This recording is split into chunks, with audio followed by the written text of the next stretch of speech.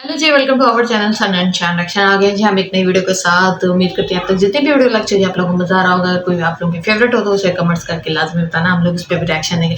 फिलहाल जो आज की वीडियो है आप लोग टाइटल पढ़ चुके हैं, लेकिन फिर भी हम लोग पढ़ के सुना देते हैं जी। उसका जो टाइटल है वो शान पढ़ते हैं। उससे पहले मेरे चैनल को सब्सक्राइब करें, वीडियो पसंद है तो लाइक शेयर और कमेंट्स करते हैं जी। तो टाइटल जो है इसका वो है जी, फ्यूरियस 150 किलोमीटर पर आवर गतिमान express plus Mumbai Rajdhani plus Telangana attacks Faridabad के स्टेशन पे गए होंगे। हाँ, फिर से फरीदाबाद के इंडियन रेलवेज लिखा हुआ है एंड पे। तो चलें जी, वीडियो प्ले करते हैं और देखते हैं।